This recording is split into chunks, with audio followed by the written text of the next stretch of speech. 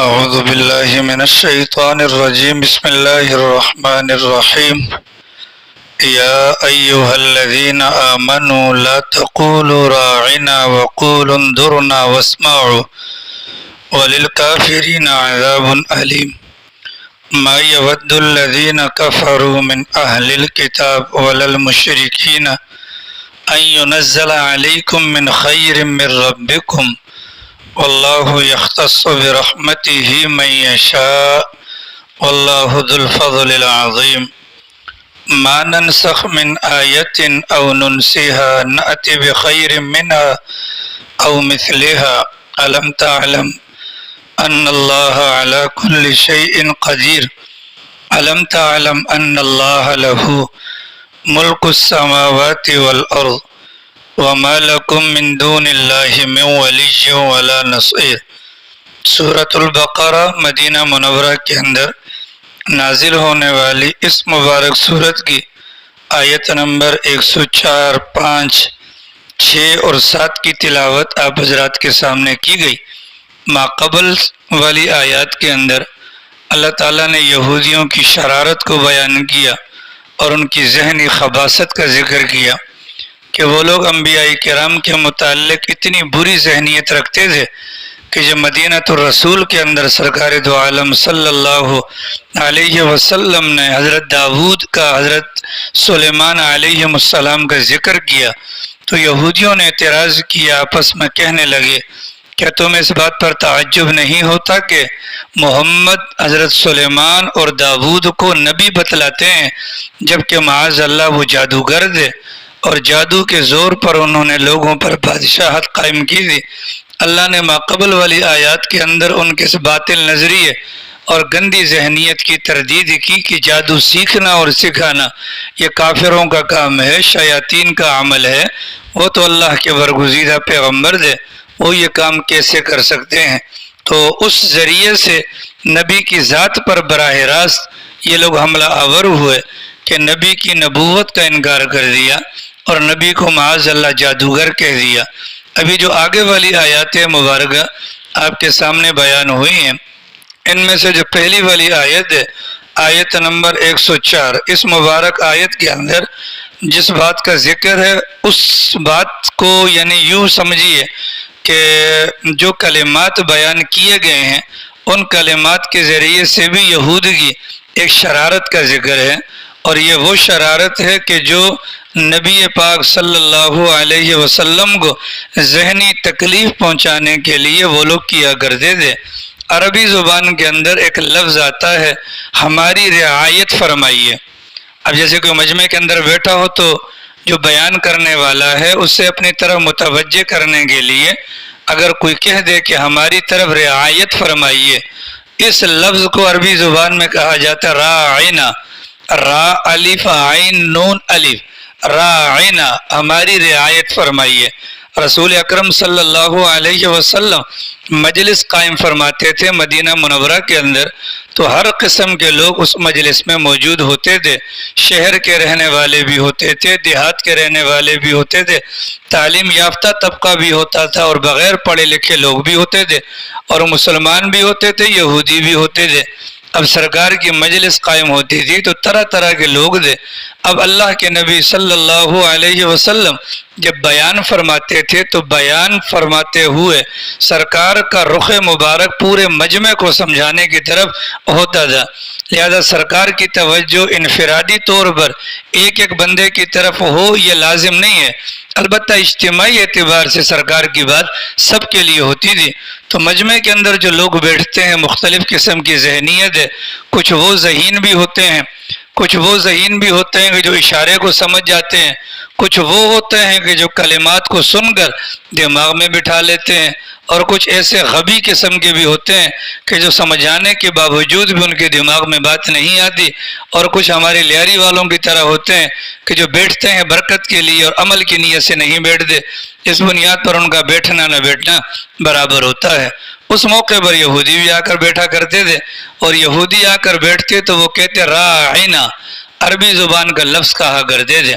اب یہ جو راعنا کا لفظ وہ کہتے نا، تو جو صحابہ کرام وہاں پر مسلمان موجود تھے وہ اہل کتاب کو عزت کی نگاہ سے دیکھتے تھے کہ ان پر آسمانی شریعت نازل ہوئی ہے اور ان کے پاس کتاب تورات کا علم ہے، اور ہم جب پیغمبر کو متوجہ کرتے ہیں تو ہم کہتے ہیں یا رسول اللہ انظرنا، اے پیغمبر ہمیں دیکھیے، مطلب ہماری طرف توجہ فرمائیے۔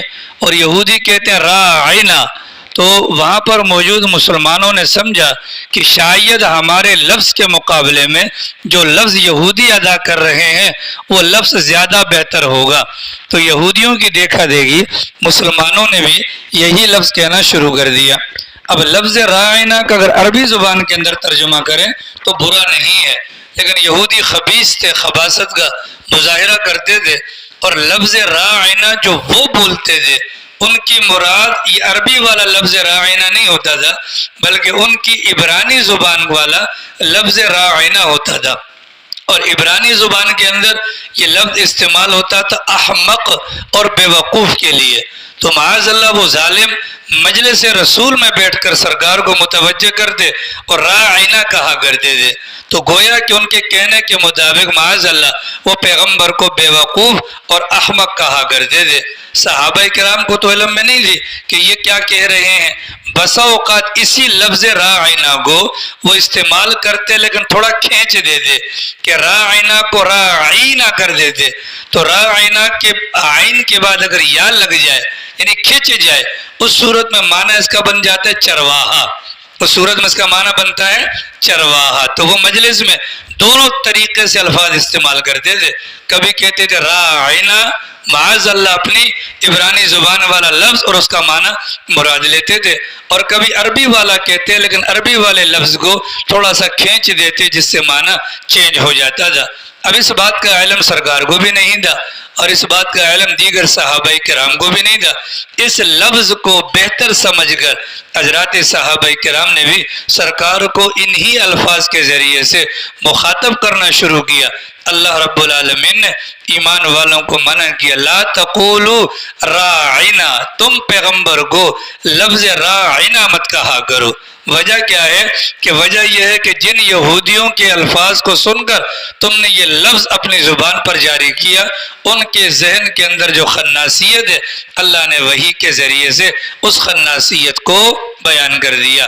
گویا کہ یہودیوں کا پیغمبر کو لفظ راعنا سے مخاطب کرنا یہ پیغمبر کی توہین ہے، یہ پیغمبر کی توہین ہے۔ اس مبارک آیت کریمہ کے اندر اللہ نے حکم دیا کہ تمہاری زبان پر کوئی ایسا کلمہ جاری نہ ہو جو نبی کی توہین کو بیان کرنے والا ہو۔ اسی بنیاد پر رسول اکرم صلی اللہ علیہ وسلم نے مشتبہ الفاظ، یعنی وہ الفاظ کے جس کے معنی اور مفہوم کے اندر فرق ہو، ان الفاظ کے کہنے کو منع کیا۔ اب آپ دیکھیں لفظ راعنا صحابہ بھی کہا کرتے تھے اور لفظ راعنا یہودی بھی کہا کرتے تھے۔ اب لفظ راعنا جب صحابہ کہتے تھے ان کی نیت بھی ٹھیک ہوتی تھی، ان کے ذہن کے اندر موجودہ معنی بھی ٹھیک ہوتا تھا، پر اللہ تعالیٰ نے منع کیا۔ وجہ کیا ہے کہ یہ الفاظ متشابہ بن گئے، ان الفاظ کے معنی چینج ہو گئے، اس بنیاد پر یہ الفاظ توہین مذہب پر اور توہین رسول پر دلالت کرنے کی وجہ سے اپنی زندگی سے نکالنے پڑیں گے۔ چنانچہ یہودیوں کی عجیب و غریب خباثتیں ہوا کرتی تھیں کہ وہ زبان کو گول مول کرتے تھے، لیم بِأَلْسِنَتِهِمْ، الفاظ کو ایسا گھما لیتے اگلا کچھ سمجھتا تھا اور ان کی مراد کچھ ہوتی تھی۔ اپنی مجالس میں جا کر کہا کرتے تھے کہ بھئی پہلے تم چھپ کے ان کے نبی کی توہین کرتے تھے، اب تو کمال ہو گیا کہ جو الفاظ ہم ادا کرتے ہیں وہی ان کے مسلمان بھی ادا کرتے ہیں، گویا کہ ہم اپنے مقصد میں کامیاب ہو گئے، اور معاذ اللہ کھلم کھلا ان کے نبی کو گالیاں دینے کی کیفیت پیدا ہو گئی۔ اللہ نے منع کیا، لا تقولوا راعنا، تم راعنا مت کہا کرو۔ یہودی دور سے آتے تو وہ سلام کرتے تھے، ٹھیک ہے، اب سلام کے اندر ایک ہے السلام علیکم، کیا ہے، الف کے بعد ہے لام، لام کے بعد ہے سین، سین کے بعد ہے لام، لام کے بعد ہے الف، الف کے بعد ہے میم، یہ بن گیا السلام۔ اس کا مطلب ہوتا ہے سلامتی۔ ہمارے بہت سارے دوست جو فیس بک وغیرہ استعمال کرتے ہیں اور واٹس ایپ وغیرہ استعمال کرتے ہیں تو وہ اپنا یہ لیاری کے بہت نامی گرامی کچھ ٹک ٹوکر ہیں، یوٹیوبر ہیں، جب ان کی آدمی ہیڈنگ دیکھتا ہے تو اللہ کی بنا، وہ کیا لکھتے ہیں؟ السلام علیکم کیسے لکھیں گے؟ الف ڈالیں گے اور اس کے بعد سین ڈال دیتے ہیں، لام کو کھا جاتے ہیں۔ یہ عربی زبان ہے، عربی زبان کے اندر معمولی سی حرکت چینج ہونے پر معنی کہیں سے کہیں پہنچ جاتا ہے۔ اس بنیاد پر لفظ السلام اگر لکھنا ہو یا بولنا ہو تو دماغ میں پورا سلام، الف ہے، لام ہے، یہ لام پڑھا نہیں جاتا لیکن یہ لام لکھا جاتا ہے، یہ لام پڑھا نہیں جاتا لیکن یہ لام لکھا جاتا ہے۔ اگر اس لام کو پڑھا اپنا نہیں لکھا گیا تو معنی چینج ہو جاتا ہے، ٹھیک ہے؟ الف ہے، لام ہے، سین ہے، لام ہے، الف ہے، میم، تو یہ بن گیا السلام۔ یہ سلام ہے اللہ میاں کا نام، ٹھیک ہے؟ جب ہم کسی کو کہتے ہیں السلام علیکم تو مطلب کیا ہوا؟ تم پر سلامتی ہو، تم پر کیا ہو؟ سلامتی ہو۔ لیکن یہودی کہا کرتے تھے السلام علیکم، کیا کہتے تھے؟ السلام علیکم۔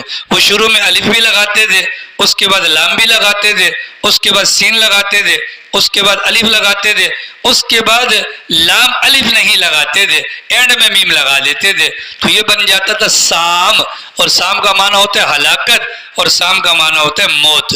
تو وہ مسلمانوں کو یا پیغمبر علیہ السلام کو جب سلام کرنے آتے السلام علیکم کر دیتے۔ ہمارے بہت سارے لوگ بھی اسی طریقے سے کرتے ہیں، السلام علیکم السلام علیکم السلام علیکم، خوش ہو رہے ہوتے ہیں کہ جی پیغمبر کی سنت زندہ ہو گئی اور اللہ کا حکم پورا ہو گیا، جبکہ در حقیقت ہم دوسرے کو بد دعا دیتے ہیں ہلاکت کی اور تباہی کی، ٹھیک ہے؟ اتنی بات واضح ہو گئی۔ تو سرکار دو عالم صلی اللہ علیہ وسلم ایک موقع پر گھر پر تشریف فرما تھے، چھوٹا سا کمرہ ہوتا تھا، اماں بھی وہیں پر موجود ہوتی تھی۔ اگر باہر سے کوئی بندہ آ جاتا تو گھر کے اندر پردہ لٹکا دیا جاتا اور اماں پردے کے پیچھے چلی جاتی، سرکار مہمانوں سے ملاقات فرمایا کرتے تھے۔ تو یہودی آئے اور اس نے آتے کے ساتھ دیکھا السلام علیکم، اب اللہ کے نبی نے وعلیکم کہہ دیا، لیکن اماں یہ سمجھی کہ شاید پیغمبر کی توجہ ان کے الفاظ کی طرف نہیں ہے، اس لیے پردے کے پیچھے سے کہا وعلیکم السلام واللعنہ، تم پر ہلاکت ہو اور تم پر لعنت ہو۔ وہ بندہ اٹھ کے چلا گیا۔ سرکار نے پوچھا عائشہ خیر تو ہے؟ آج بڑی غصے میں تھی کہ سرکار آپ نے اس ظالم کے کلمات پر توجہ نہیں کی، اس نے آپ کی متعلق جو لفظ استعمال کیا آپ شاید اس کو السلام سمجھے ہو، اس نے لفظ سام استعمال کیا، اس نے آپ کے لیے ہلاکت کی بد دعا کی، تو میں نے جواب میں کہا کہ تمہارے لیے ہلاکت اور تمہارے لیے بربادی ہو۔ اللہ کے نبی نے فرمایا عائشہ آپ نے میرے کلمات پر غور نہیں کیا کہ میں نے کہا تھا وعلیکم، مطلب جو چیز تم میرے لیے کہہ رہے ہو وہی چیز تمہارے لیے بھی ہو جائے۔ مطلب تم اگر میرے لیے سلامتی کی دعا کرتے ہو تو تم پر بھی سلامتی ہو، اور اگر تم میرے لیے ہلاکت کی دعا کرتے ہو تو تمہارے اوپر بھی ہلاکت۔ اور یہ تو یقینی بات ہے کہ نبی کے حق میں ان کافروں کی بد دعا تو نہیں لگے گی، لیکن اگر نبی نے کسی کے متعلق بد دعا کر دی اس کا قبول ہونا 100% یقینی ہے۔ ایمان والوں کو منع کیا گیا کہ نبی کے متعلق وہ کلمات جو توہین امیز ہوں یا توہین کا شائبہ بھی رکھتے ہوں وہ کلمات نہ کہے جائیں۔ 30ویں سپارے کی تیسری صورت آتی ہے عبس و تولی، ٹھیک ہے؟ یہ صورت نازل ہونے کی وجہ کافروں کے بڑے بڑے سارے بیٹھے ہوئے تھے، اور اس موقع پر عبداللہ ابن ام مکتوم نابینا صحابی ہیں، وہاں سے تشریف لے آتے ہیں۔ اب ظاہر ان کو نظر تو نہیں آ رہا کہ سرکار کے پاس کون بیٹھے ہیں۔ اس موقع پر سرکار نے یہ سوچا یہ ہمارا اپنا ہے، اس کو تو بعد میں بھی سمجھا لوں گا، یہ جو جتنے بڑے بڑے خرناٹ آ کے بیٹھے ہیں یہ بعد میں پکڑ میں نہیں آئیں گے۔ تو دل میں سرکار کے خیال گزرا یہ اپنا ہے، اس کو بعد میں سمجھا لوں گا۔ اس موقع پر اس کا آنا پیغمبر نے سوچا کہ چلو بعد میں سمجھا لوں گا، ابھی نہ آتا تو اچھا ہوتا۔ تو وقتی طور پر دل میں خیال آیا، اللہ نے قرآن کریم کے اندر آیات اتار دیا عبس و تولی ان جاءہ الاعمی وما یدریک لعلہ یزکا، کہ آپ نے رخ انور کو موڑا، آپ نے روح گردانے کی، ایک نابینا آپ کے پاس آ گیا۔ یہ کلمات ٹھیک ہے، اس میں بظاہر پیغمبر کو محبت کے انداز میں سکھلایا گیا، سمجھایا گیا کہ جو آپ کے سامنے بیٹھے ہیں یہ ایمان لائیں یا نہ لائیں آپ سے پوچھ نہیں ہے، البتہ وہ بندہ زیادہ قیمتی ہے جو ایمان والا آپ کے پاس آتا ہے، ٹھیک ہے؟ اب ایک ظالم آدمی تھا، مولوی تھا، مسجد کا امام تھا، حضرت عمر کا زمانہ ہے، اور وہ ہر نماز کے اندر سورہ عبس پڑھتا تھا۔ خباثت تو اندر چھپی ہوتی ہے نا۔ ابھی آپ کے واق کینٹ کی مرکزی مسجد کے اندر بندہ پکڑا گیا ہے، پچھلے 16 سال سے امام، وہ اندر سے یہودی نکلا۔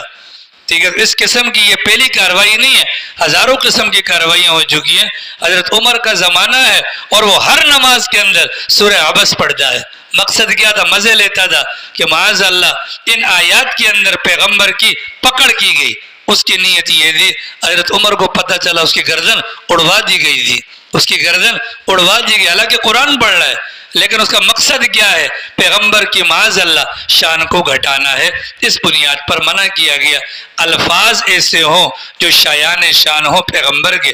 آپ نے دیکھا ہوگا ماشاءاللہ ہمارے لوگ 4 الفاظ انگریزی کے سیکھ لیتے ہیں، ان کی پوری کوشش ہوتی ہے انگریزی کو اندر ڈالا جائے کسی طریقے سے۔ ٹھیک ہے، اب ہمارے نبی ہیں، ان کے لیے القابات کی کمی تو نہیں ہے، ہم ان کو مولانا کہہ دیں، ہم ان کو سیدنا کہہ دیں، اپنا نبی کہہ دیں، کچھ بھی کہہ دیں، الفاظ کی کمی تو نہیں ہے۔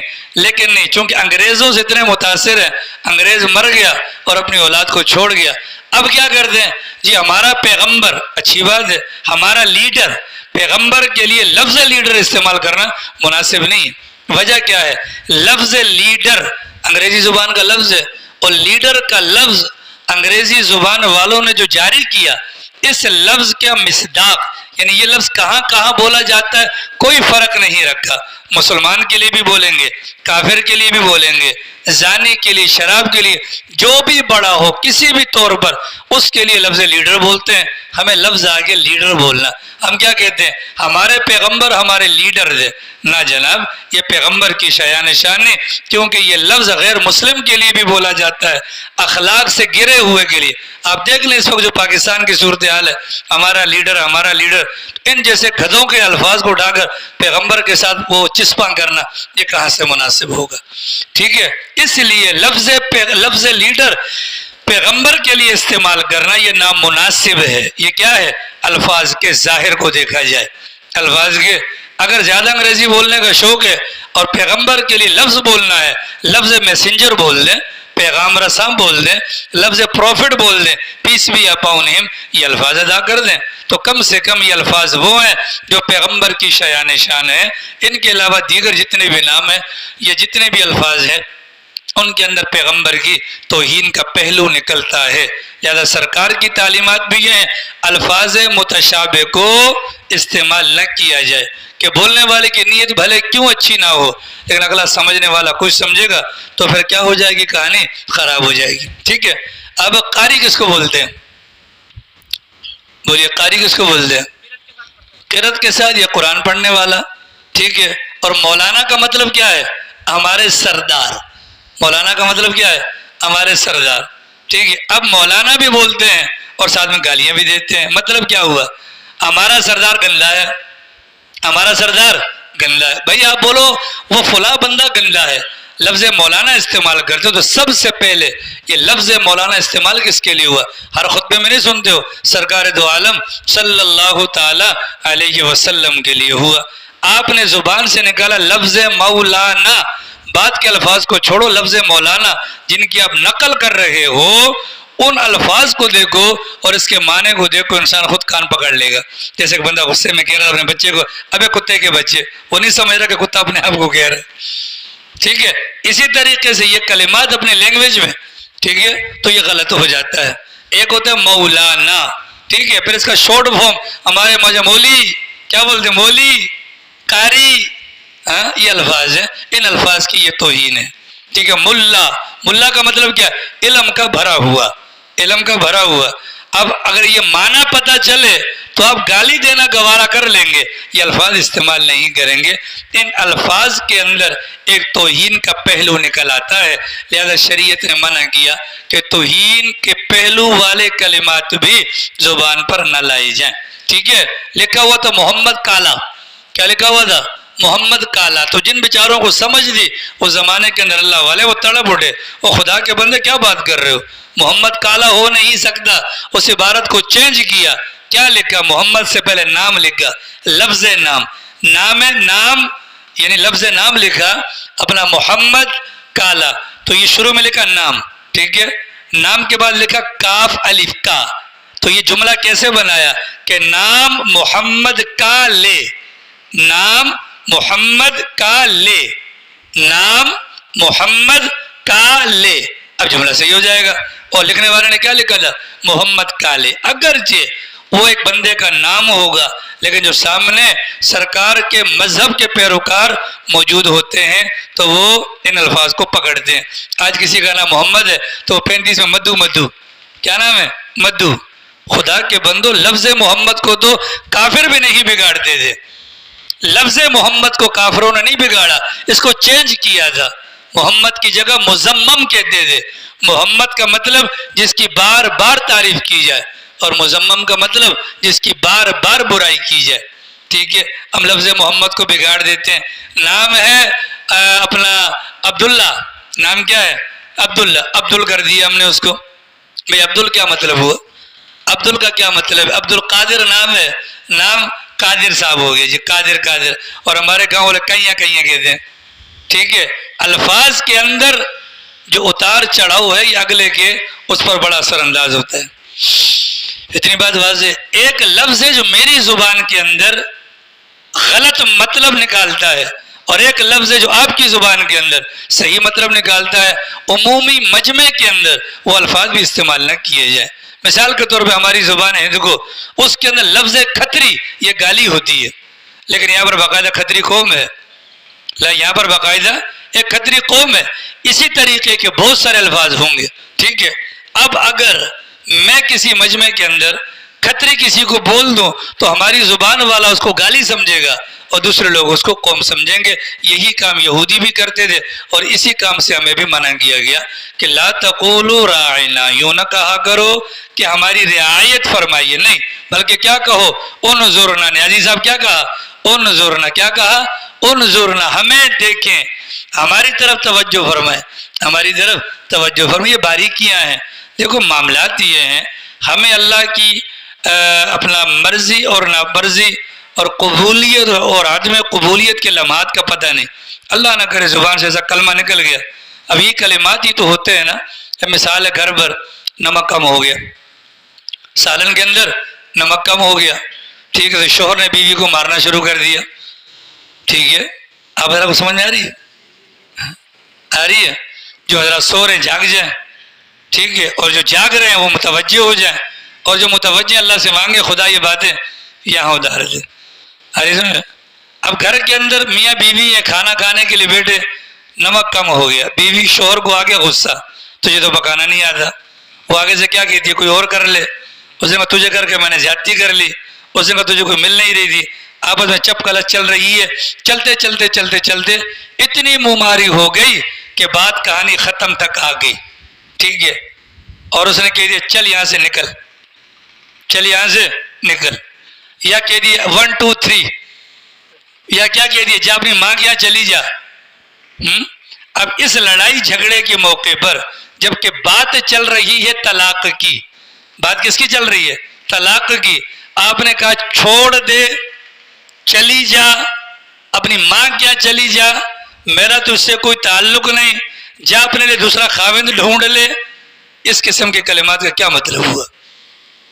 کیا مطلب؟ پھر بعد میں اللہ کی قسم میری نیت نہیں تھی۔ او بھیا تیری نیت ہو نہ ہو، الفاظ تو دیکھ، شریعت کہتی ہے آگے پیچھے کی کہانی کو تو دیکھ۔ باتیں کیا چل رہی ہیں؟ مارنے مورنے کی، چھوڑنے چھڑانے کی باتیں۔ اس میں 1 2 3 کہنے کا مطلب کیا ہے؟ 1 2 3 کو تو چھوڑو، غرق کرو۔ اگر اس موقع پر کوئی بندہ 3 پتھر اٹھا کر پھینک دیتا ہے تو بھی کہانی ختم ہو جائے گی۔ یہ 3 پتھر کیوں پھینکے؟ آپ 5 بھی پھینک سکتے تھے نا، اتنے تو آپ کو سمجھ ہے کہ یار 3 سے ہی کہانی خراب ہونی ہے۔ پھر بعض لوگ نشے کی حالت میں ہوتے ہیں، بیویوں کو طلاق دیتے ہیں، بعد میں کہتے ہیں اللہ کی قسم مولانا مجھے اچھی طرح یاد ہے کہ میں نے 2 مرتبہ کہا تھا۔ وہ کون سا نشہ ہے جس میں تجھے گنتی بھی یاد رہتی ہے؟ وہ کون سا نشہ ہے یہ تو بتاؤ یار۔ میں نے غصے کی حالت میں، بھائی وہ کون سا غصہ ہے جس میں انسان کو 1 2 3 کا فرق واضح رہتا ہے؟ آری سمجھ شریفہ میں یہی کلمات ہوتے ہیں جو ہماری جان لے لیتے ہیں، اور یہی کلمات ہوتے ہیں جو کسی کو ہماری جان بنا دیتے ہیں۔ اب آج کل آپ نے دیکھا ہوگا ماشاءاللہ سے برا مت بنائیے گا، چونکہ ماشاءاللہ بھی یہ فروری گزرا ہے، وہ کون سا دن تھا؟ وہ ویلنٹائن ڈے، محبت کا عالمی دن. اتنے بڑے بڑے پھنترو رکھے ہوئے ہیں. یہ موبائل جو ہیں اس میں امی سے تو بات کوئی بھی نہیں کرتا، ٹھیک ہے، تو لڑکیوں سے باتیں کر رہی ہیں، تو مجھے قبول میں تجھے قبول. ایسا ہوتا ہے کہ نہیں ہوتا؟ برا مت بنائیے گا. صبح جو فجر میں نہیں آتے ہیں، جو فجر میں نہیں آتے رات کو کیا کرتے ہیں؟ موبائل پہ کیا ہوتا ہے؟ یہی تو ہوتا ہے، ٹھیک ہے. یہ والی چیٹ، اس سے چیٹ، اس سے چیٹ، قریب کرتے کرتے کرتے قریب آ جاتے ہیں. اب ہمارے یہاں پیٹ بھی ہلکا ہے، یار یہ اکبر میرا دوست، اس کو بتا دے تو فلاں سے میری سیٹنگ چل رہی ہے، ٹھیک ہے. اور پھر ناصر کو بھی بتا دیا، دو کو بتا دیا، اور ادھر سے ویڈیو کال آ گئی، یہ دیکھ میری چھاڑی، یہ دیکھ میری چھاڑی، ہاں. اور فون پہ ایک دوسرے کہتے تو مجھے قبول، وہ کہتے تو مجھے قبول. دو بندوں نے سن لیا، نکاح ہو گیا، کہانی ختم ہو گئی. اب 9th 10th 7th یہ 3 کلاسوں کے اندر عام طور پر پڑھنے والی بچیاں بالغ ہوتی ہیں، اور ان کے وہاں پر افیئر چل رہے ہوتے ہیں. افیئر کے نتیجے میں بالکل یہ چونچ ملاتے ہیں کوے کی طرح، اور باتیں کرتے ہیں آپس میں. وہ نکاح ہو گیا، ٹھیک ہے. میٹرک کے بعد تو ادھر میں ادھر، وہ نکاح موجود ہے، میاں بیوی، بعد میں رشتے ہو رہے ہوتے ہیں. نکاح کے اوپر نکاح کیا ہو گیا؟ زنا ہو گیا. یہ الفاظ ہی تو ہیں. اسی بنیاد پر فرمایا گیا تھا من سمت نجا، جو خاموش رہتا ہے وہ نجات پا جاتا ہے، ٹھیک ہے. ہندوستان کے اندر جب ہندو اور مسلم کا اختلاط تھا تو نکاح کے موقع پر کلمہ پڑھوایا جاتا تھا. پتہ تو چلے ایسا نہ ہو کہ یار ہندو. تو میں یہ کہتا ہوں کہ موجودہ زمانے میں جب اپنی بیٹیوں کے یا بیٹوں کے رشتے کا معاملہ ہو نا، پہلے پوچھ لیے حضرت والا کہیں چونچ تو نہیں ملائی ہوئی تھی، تاکہ طلاق دے کم سے کم اس کی عدت گزر جائے اور اس کے بعد جا کر نکاح ہو. یہ بہت گھناؤنا مسئلہ ہے، آ رہی سمجھ میں؟ کیونکہ نکاح کے لیے خطبہ سنت ہے، خطبہ سنت ہے. باقی 2 چیزیں ہیں، ایک ایجاب و قبول اور دوسرا مہر، اپنا گواہ. تو 2 بندوں کی موجودگی میں کہہ دیا تو نکاح ہو جاتا ہے. تو نکاح الفاظ سے ہوتا ہے، طلاق الفاظ سے ہوتی ہے، توہین بھی الفاظ سے ہوتی ہے. اگر مس یوز کیا جائے گا تو یہ خطرناک ہوگا. اللہ نے ایمان والوں کو کہا. اتنی بات واضح ہو گئی، ٹائم بہت ہو گیا نا. اگلی بات سنیں جی. پورے قرآن کریم کی 6666 آیات میں سے یہ پہلا موقع ہے کہ جب خدا نے براہ راست ایمان والوں کو مخاطب کیا، یا ایھا الذین آمنو، ٹھیک ہے. اور یہ ہماری امت کی خاصیت ہے. اس سے پہلے خدا جب بندوں سے بات کرتا براہ راست نہیں کرتا تھا، بلکہ نبیوں کے واسطے سے پیغام پہنچاتا تھا. قرآن کریم میں اللہ نے ایمان والوں کو 88 مرتبہ مخاطب کر کے ان سے کلام کیا ہے. ان میں سے یہ پہلا موقع ہے. تو کتنے خوش نصیبی حضوری ماشاءاللہ، ہاں خوش نصیبی ہے کہ نہیں؟ ہم کیا، ہماری کیا عقیدت. اور اللہ کہتا ہے یا ایھا الذین آمنو، یا ایھا الذین آمنو. اس بنیاد پر عبداللہ ابن عباس فرمایا کرتے تھے اس موقع پر جب یہ کلمات کہے جائیں تو یا ایھا الذین آمنو، اے ایمان والو. ایمان والوں کو چاہیے ادب کے ساتھ سنیں اللہ کیا کہہ رہا ہے. اللہ میاں فرماتے ہیں یا ایھا الذین آمنو، اے ایمان والو، لا تقولوا راعنا، تم پیغمبر کو لفظ راعنا کے ذریعے سے مخاطب مت کیا کرو. وقولوا، بلکہ یوں کہا کرو انظرنا، ہماری طرف نظر کرم فرمائیے. واسمعوا، اور ایمان والوں کو دوسرا حکم، پیغمبر جو بات کہیں اس بات کو سنا کرو. یہ مطلب بھی ہو سکتا ہے اور یہ مطلب بھی ہو سکتا ہے یہ حکم اللہ نے دیا، اللہ کا حکم غور سے سنو. وللکافرین، اور کافروں کے لیے دردناک عذاب ہے. اللہ تعالیٰ توفیق عمل نصیب فرمائے. کل جمعرات درس نہیں ہوگا، باقی انشاءاللہ پرسوں جمعہ والے دن بیان کیا جائے گا.